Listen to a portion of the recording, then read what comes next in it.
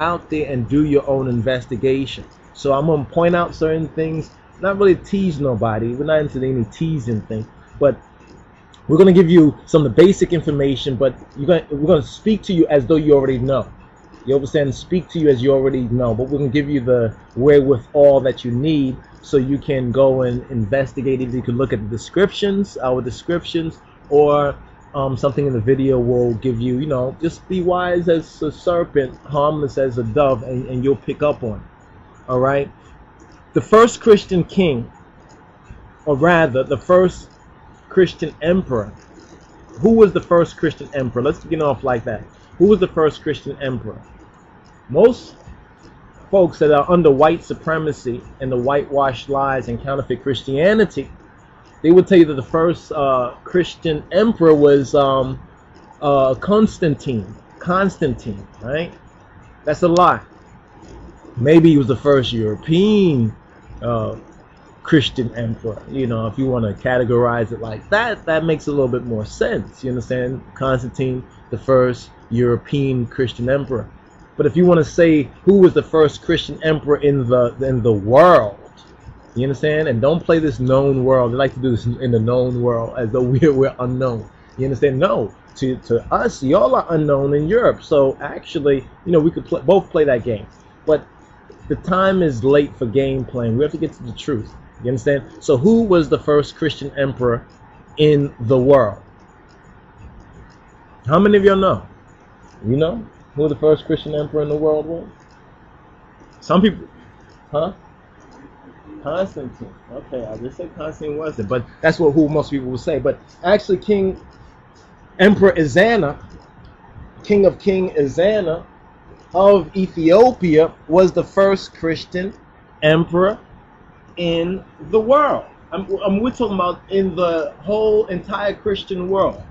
You understand? If you chart and map out everywhere where Christianity reached in the whole world, you will find that the first Christian emperor on record was actually, what they say, King Ezana. Actually, it's Emperor or King of Kings Ezana of Ethiopia was the first Christian emperor. Emperor means a king of kings. That's what the emperor is.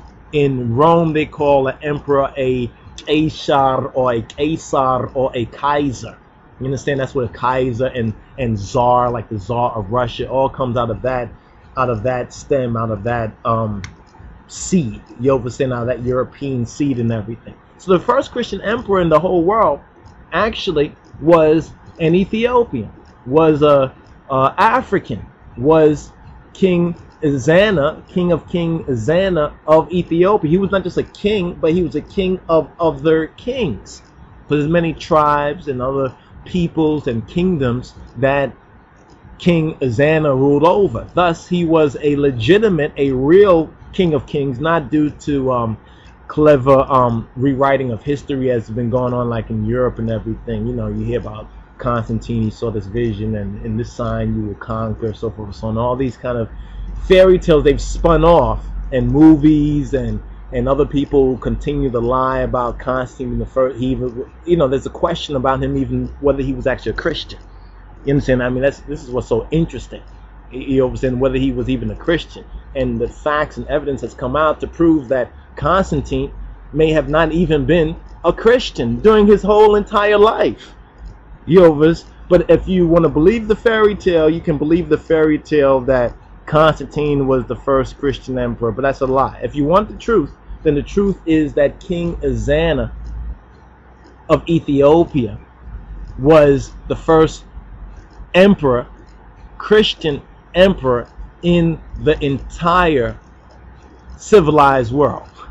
You understand? Because civilization originally came out of Africa.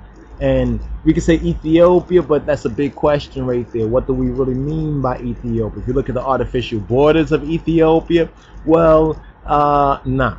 It wasn't according to the artificial borders today. If you go back in history and back into antiquity, yes. And that means that other peoples who are now called other African nations was a part of this original Ethiopian identity. I think that's so very important, because this is going to tie into other points that we have to speak about, such as the whole idea of the Knights Templar, and who were the Knights, the original Knights, because most of you know about this Knights Templar thing from 1119, around 1119 or so. This is when we have the poor brethren, the poor